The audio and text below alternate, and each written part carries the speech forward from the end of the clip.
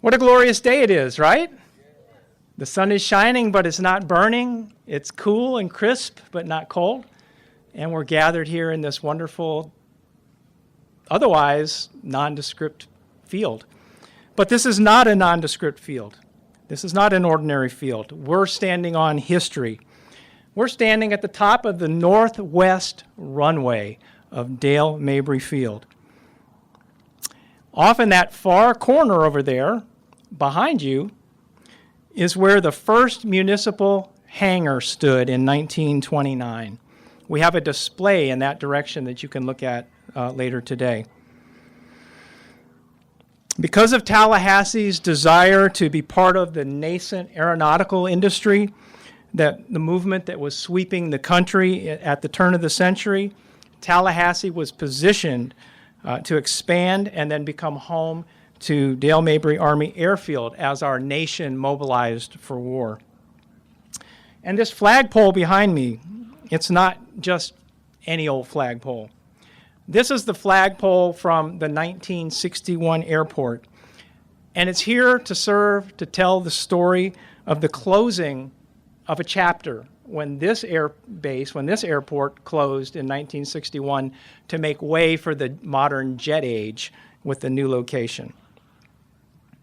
And we want to say special thanks at this time to the City of Tallahassee utilities crew, who we're going to get a photograph of a little bit later in front of the flagpole, who actually made this happen, who brought this here. And also for the Aero Center of Tallahassee for donating it to us. The names of the pole crew, by the way, are on the back of your program for reference. And today is not just any old day. Today is Pearl Harbor Day, and we've gathered for that cause. It's a date that President Roosevelt told us would live in infamy, and we're living it out today. The gold star before me represents all those who have lost their lives in military service to our country. Our mission is to bring our honored past into the present to inform our future. And our goal is to build a museum complex and educational center on this 5-acre tract that will be immersive and will take people back in time to the 1920s, 30s, and 40s, particularly though the 40s, as we mobilized as a nation following Pearl Harbor. We want to have a museum that tells the story of the greatest generation, tells the story of aviation beginnings in Tallahassee, and all those on the home front, everyone who did their part in an unprecedented fashion to defeat the forces of oppression and tyranny that were seeking to steal our liberties. Tallahassee and Dale Mabry Army Airfield was ready when Pearl Harbor happened. The base was activated in January of 1941, 11 months before Pearl Harbor happened. After Pearl Harbor happened, in the official history of Dale Mabry Army Airfield, written contemporaneously by the soldiers then, they said, and so, by the week of Japan's sneak attack, Dale Mabry Field was ready, willing, and able to do its part in the training of pilots for an America at war. The new year would see Dale Mabry Army Airfield take its place in the fore of the nation's war effort. At this time, I would like to introduce Brigadier General Richard Coffey III. General Coffey serves as the Assistant Adjutant General of the Air Florida National Guard, and he is the commander of the Florida Air National Guard. Commander Coffey is responsible for mission readiness, operations, and coordination of the Florida Air National Guard units at 7 different locations. I found it interesting that he was born at the Royal Air Force Base in Lakenheath, England. Like him, I was born at an Air Force base, Wright-Patterson Air Force Base. He received his commission in the U.S. Air Force at the Air Force Academy in 1994. General Coffey. The stage is yours. Hey, good morning. I want to start off by thanking all the veterans here for your service. It's great to see all of you here. And as was said previous, it's great to capture the history of Florida and make sure that we don't forget. So good afternoon, and thank you for coming to today's ceremony. It's Pearl Harbor Remembrance Day. And we're also going to have Dale Mabry Army Airfield Museum commemoration event. What an appropriate day to celebrate the establishment of a museum dedicated to accomplishments of our military service members, and to conduct a first flag raising ceremony on the flagpole that will stand in front of it. It's hard to believe that the attack on Pearl Harbor, the day of infamy, was 82 years ago. That attack claimed the lives of 2,403 Americans and wounded another 1,178 more, and severely degraded our Pacific Naval Fleet. I can only imagine that it galvanized the country in a manner similar to the attacks on 9/11, and probably more so. I've had the personal privilege of meeting with and learning from many warriors from the greatest generation during my military career. And there's a lot of truth to the saying, tough times make tough people. While the attacks on Pearl Harbor were horrific and the casualties of a world war are impossible to quantify or comprehend, I know firsthand the kind of people that were formed in that crucible. They made America the greatest nation the world has ever seen. And there are many others who have answered our nation's call and served our country with honor and distinction. Army Captain Dale Mabry, who this museum will be named after, was a World War I veteran. And following that war, he became a test pilot for hydrogen-filled inflated airships. Regrettably, Captain Mabry died at the age of 30 while commanding the Army dirigible Roma when it crashed and exploded in Norfolk, Virginia on 21 February 1922. The steering on his airship failed, and while he and 33 others died in the crash, his heroic efforts allowed 9 others to survive. I say heroic efforts because when they recovered his body after putting out the fire, his hands were still on the controls. He had been fighting to the last second to try and buy enough time for his crew to get off safely. And so today, when we remember America's greatest generation and heroes like Captain Dale Mabry, I stand proudly with the soldiers and airmen of the Florida National Guard who worked selflessly to volunteer and defend the idea that is America. And let all of us unite in gratitude, recognizing the courageous spirit of those who have responded to their nation's call and traveled across the world to face our enemies. Let us affirm our collective commitment to never forget the sacrifices of those who have served and who have shaped the course of our nation's history. Thank you, and God bless you all.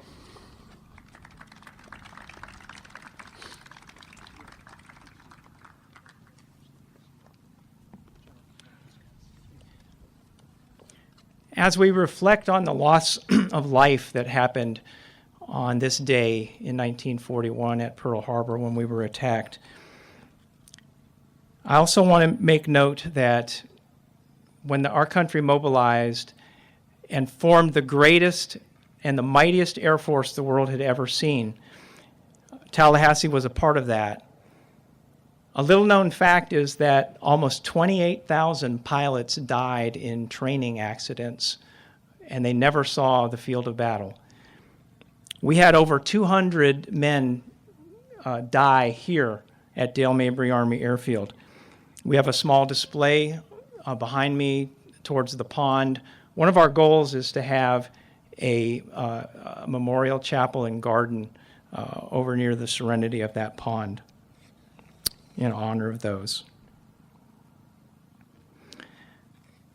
At this time, I'd like to ask President Jim Murdaugh to come forward to make a few remarks. Let me just tell you briefly about President Murdaugh. Of course, he's the president of this fine institution, soon to be a 4-year state college. He took the helm here in October of 2010. He is very active in our community, most recently serving as chair in 2021 for the board of directors of the United Way of the Big Bend. He's also very active at the state level and at the national level as well. He's been director of the Economic Club of Florida. He's on the board of the Florida Technology Council and the Florida Chamber of Commerce Foundation, and a member of the Florida Chamber Board of Governors.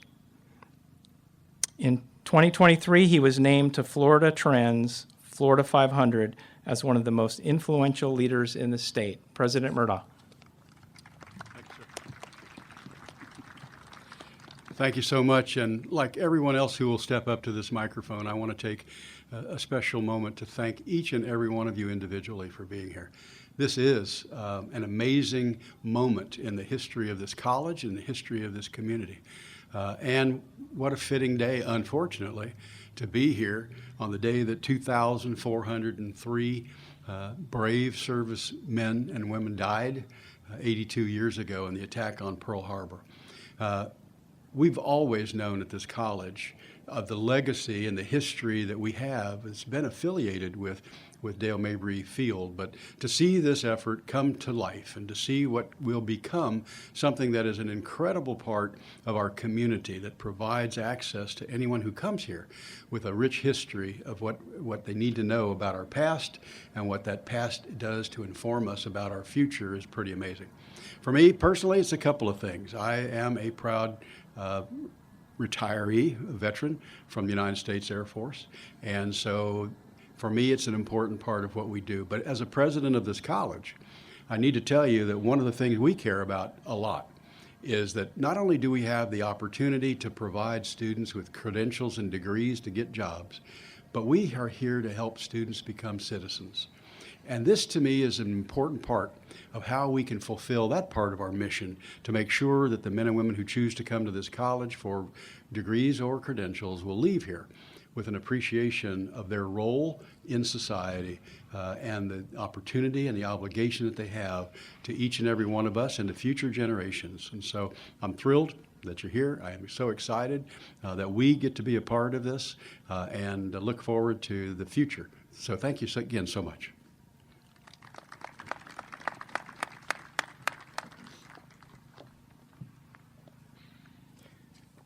Some 20 years ago, a historical marker was placed at the corner of Appleyard and Pensacola Street. And this partnership that we have with Tallahassee Community College is a extension and continuation of their honoring of the shared heritage of this property. And we're so pleased again to be working with them on this initiative. At this time, I would like to introduce Mayor Daley to you. Not that he needs an introduction, but he has had public service in his sights his whole life. He's the son of Dr. John Scott Daley, an outstanding role model and public servant who I personally knew when he was the executive director of the Florida Institute of Government, and I worked a little bit with him when I was at Florida State University in training and development. And he also at that time was serving on the Leon County School Board. John has followed in his father's footsteps. He went to Florida State University. He has a master's in public administration, and he served there as the president of the student body. He then went to work for the Florida League of Cities, representing municipalities across the state, and also working with the National League of Cities and doing work in Washington, D.C. In 2006, he was elected to the Leon County Commissioners, served 2 terms, was chairman twice also, and in 2018, he was elected mayor of City of Tallahassee. Please welcome our ambassador, Mayor Daley. I appreciate it. Well, good afternoon, ladies and gentlemen. My name's John Daley. I am the proud mayor of the great city of Tallahassee. If I could take a second of personal privilege, first and foremost, General, all of our active duty military that are here today, thank you. Thank you for your service, and thank you for what you do each and every day. To all the veterans that are here today, thank you. Thank you so much for providing us with the freedoms that we have. And I want you to know, as long as I am mayor, we will continue to be the best veteran-friendly community in the United States of America. I want to take a second to recognize the incredible men and women of the Tallahassee Police Department that have joined us here today. Thank you for your service and what you do here locally to keep us safe. And I want to take a second to recognize my dear friend, City Commissioner Curtis Richardson, who has also come to join us today. Thank you, Curtis. It's good to see you. I stand before you today with immense pride and honor as we gather for the ribbon cutting and the first flag raising ceremony at the site of the future Dale Mabry Army Airfield Museum. And this is also very special to me, Dr. Murdahl. It's always great to see. And I'm a graduate of this school as well. And it's good to be back on campus with you, sir. Today is also Pearl Harbor, as it's been mentioned, Pearl Harbor Remembrance Day, as we pause to honor the service of those civilians and service members that we lost December 7th, 1941, during the attack on Pearl Harbor. Today also marks a significant milestone in our community's history as we pay tribute to the legacy of the Dale Mabry Army Airfield and the brave individuals who have served within its storied grounds. The museum will truly be more than just a collection of artifacts. It will truly be a living testament to the courage, resilience, and camaraderie that define our armed forces. It will tell the story of the Dale Mabry Army Airfield as it made its way to the dawn of the jet age and the significant role it played in our community while preserving history, honoring military men and women, building awareness, and providing educational and civic opportunities for future generations. I want to thank each and every one of you for coming out today to celebrate this amazing event. And I want to congratulate and thank all of the leadership who have worked tremendously hard to make this day possible. Thank you.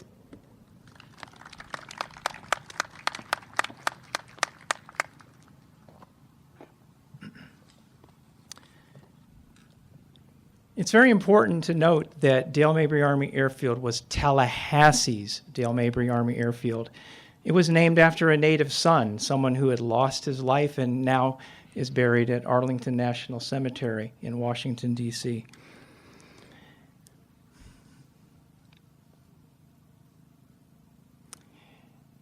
When this base was built, the citizens had no idea what was going on behind the barbed wire fence. A few civilians worked there, but for the most part, no one was allowed on the base. They had their first open house in 1942, April, and in the newspaper, it invited all of the public to come out and said hundreds are expected, but thousands showed up. The city of Tallahassee embraced this airbase like no other. Most military installations are not built so close to a population center. And there was this wonderful interaction between the people of Tallahassee and the men and women who were stationed here over those 4 years of its existence. One year, over 76,000 visitors came to Tallahassee to see their loved ones before they departed from here to overseas. That was when Tallahassee had a population of 16,000. You can imagine how overwhelming it was, and yet they were welcomed by our population then. At this time, I would like to ask the speakers to join me at the ribbon with Colonel Bauermeister and First Sergeant Brannon, because we're going to do the ceremonial cutting of the ribbon. 1, 2, 3.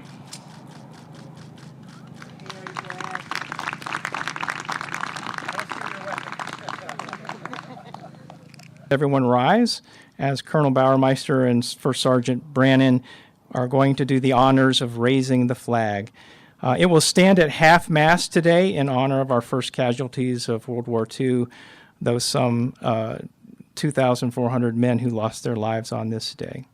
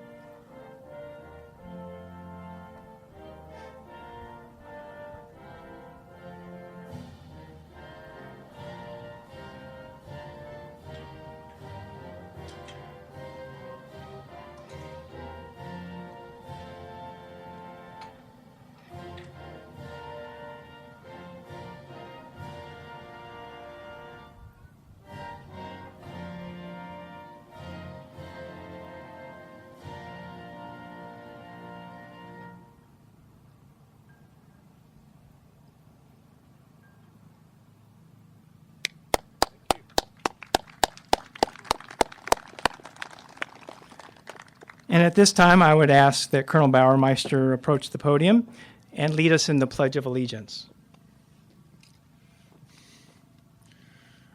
I pledge allegiance to the flag of the United States of America and to the republic for which it stands, one nation, under God, indivisible, with liberty and justice for all. Thank you, ladies and gentlemen, for attending our ceremony